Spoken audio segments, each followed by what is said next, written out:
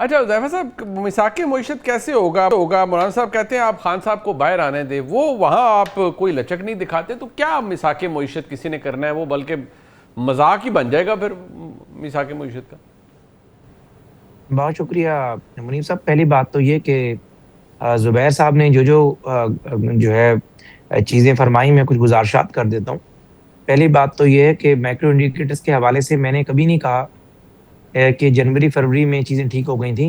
ये दुनिया के तमाम बड़े जरीदे, इकोनॉमिस्ट ने इस पे लिखा, ब्लूमबर्ग ने लिखा, इवन के आईएमएफ ने अपनी एनुअल रिपोर्ट में लिखा, वर्ल्ड बैंक ने लिखा कि पाकिस्तान के जो मैक्रो इंडिकेटर्स के इशारे हैं वो बेहतर हुए। और उसके लिए आप देख लें कि जब जून 2022 में जुबैर साहब और हम एक थे, तब बानी तहरीक इंसाफ जमान पार्क में बैठ के कहते थे कि पाकिस्तान दिवालिया हो जाएगा और श्रीलंका बनने जा रहा है। और उनकी बात ठीक थी, क्योंकि वो जो माइंस बिछाकर गए थे, हमारे रिजर्व्स $4 बिलियन पर आ गए थे। आज आपके रिजर्व्स कभी 18 कभी 20 के नीचे के इर्द गिर्द जो है वो घूमते रहते हैं। और उसकी अगर कोई बंदा दलील ये दे कि जी वो आपने एक्स्ट्रा कोई लोन लिए हुए हैं, भाई तब भी हमने लोन, कुछ पार्किंग करवाई हुई थी, कुछ डायरेक्ट लोनिंग की हुई थी, लेकिन आपके पास $4 अरब रह गए थे, क्योंकि आपने सारा कुछ जो कर्जे रोके हुए थे, जो उतारने थे, वो सारी चीजें मिला जुलाकर डॉलर आपका आदम एतमाद के दौरान 175 से उड़ान भरना शुरू हुआ और जून 2022 में 325 को टच किया था उसने। वो डॉलर 278 280 पे पिछले 4 साल से रुका हुआ है। मार्कअप आपका 24.5% पर गया था, हम उसे 10.5% पर लेकर आए, फिर बैंकों और तमाम कारोबारी तबके की मुशावरत के बाद अब आधा परसेंट उसको ऊपर किया है। तो और मैक्रो इंडिकेटर्स के अंदर क्या होता है कि आपने बर वक्त तमाम लोन वापस किए।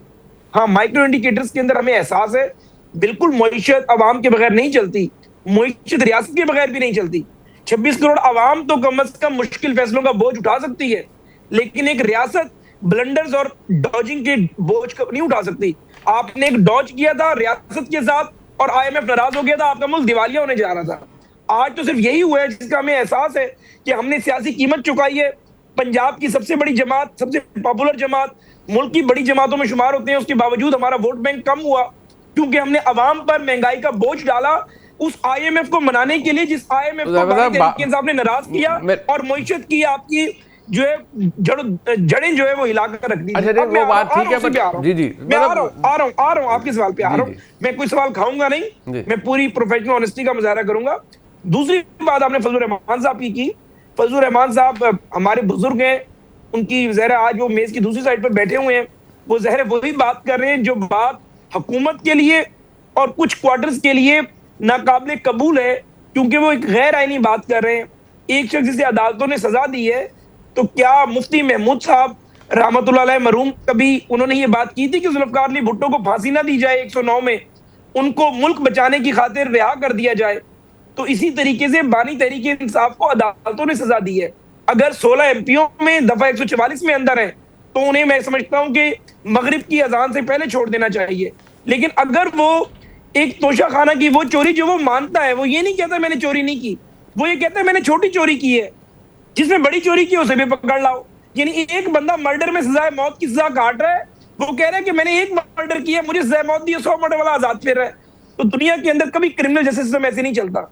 आपने अगर चोरी की है, चाहे वो कार्टियर या बुल्गारी का एक सेट है, या किसी ने चोरी बड़ी की है, आपकी चोरी पकड़ी गई, आपको सजा मिली है, मतलब आप उनके लिए उनको बाहर नहीं ला सकते, तो फिर मिसाक मईशत भी नहीं हो सकता सर। फिर कहां से होगा मिसाक मईशत अगर इमरान खान साहब बाहर नहीं आएंगे? नहीं, हम तो चाहते हैं, हम ये चाहते हैं। मैं आखिरी बात करूंगा, शहीद जुल्फकार अली भुट्टो, शहीद मोहतरमा बेनजीर भुट्टो, मियां नवाज शरीफ, मियां शहबाज शरीफ, आसिफ अली जरदारी और इमरान खान की जात से पाकिस्तान बहुत बड़ा है। मैं समझता हूं किसी जमात को अपने लीडर की रिहाई या अपने लीडर के इक़्तिदार में आने को पाकिस्तान की मईशत से नहीं जोड़ना चाहिए। ठीक, मईशत होगी तो ये मुल्क चलेगा। इस दफा हुआ यही है कि जो हमें सामना कभी किसी ने नहीं किया कि 2022 के बाद एक ऐसा लीडर पनपा जिसने आपकी मईशत को हिट कर दिया। अरे चले, लास्ट वर्ड सर, बात खत्म हो गई है, हमारे खिलाफ खड़े हो गए सर, बात खत्म हो गया। जुबैर साहब last word sir, last word. अगली दफा प्रोग्राम में बुला के इनकी जवाब भी ले लीजिएगा। मैं एक इनसे पूछता हूँ, ये कहते हैं कि आईएमएफ को नाराज करके गए थे और माइंस दिखा के गए थे। अप्रैल 2022 में आई थी पीएम हेलेन जी, उसके बाद जो मिलनी थी आईएमएफ से, वो मिलनी थी सितंबर 1 की, और वो मिली 5 सितंबर 2020 को किस्त मिली 29 अगस्त 2022 को आईएमएफ के बोर्ड ने अप्रूव किया मिर्जा इस्माइल फाइनेंस। जी। तो अगर आईएमएफ भाग गया था, वो फिर हमें किस्त क्यों मिली थी? कब रुकी कब थी और भागा कब था? उसके बाद से लेके जून 2023 तक आईएमएफ यहां से भाग गया था और पब्लिकली भगाया था इसाक डार साहब से, पब्लिकली कि I don't care a dam. तो ये सारे जो इन्होंने चीजें कही थी बिल्कुल कल थी। एनीवेज आई मीन इतना टाइम तो है नहीं। मैं शुक्रिया अदा करूंगा जनाब मोहम्मद जुबैर साहब का, हुज़ैफा रहमान साहब का। अच्छा हुज़ैफा साहब, मिसाक मईशत कैसे होगा? मौलाना साहब कहते हैं आप खान साहब को बाहर आने दें, वो वहाँ आप कोई लचक नहीं दिखाते, तो क्या मिसाक मईशत किसी ने करना है? वो बल्कि मजाक ही बन जाएगा फिर मिसाक मईशत का। बहुत शुक्रिया मुनीब साहब। पहली बात तो ये कि जुबैर साहब ने जो है चीज़ें फरमाई, मैं कुछ गुजारिशात कर देता हूँ। पहली बात तो ये है कि मैक्रो इंडिकेटर्स के हवाले से मैंने कभी नहीं कहा कि जनवरी फरवरी में चीज़ें ठीक हो गई थी।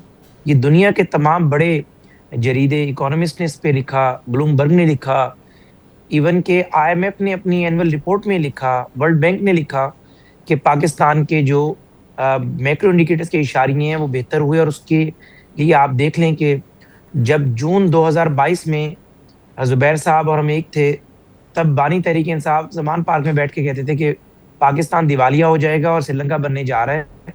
और उनकी बात ठीक थी, क्योंकि वो जो माइंस बिछाकर गए थे, हमारे रिजर्व्स $4 बिलियन पर आ गए थे। अच्छा हुज़ैफा साहब, मिसाक मईशत कैसे होगा?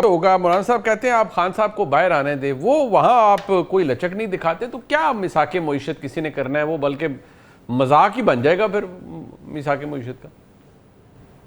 बहुत शुक्रिया मुनीब साहब। पहली बात तो ये कि जुबैर साहब ने जो है चीज़ें फरमाई, मैं कुछ गुजारिशात कर देता हूँ।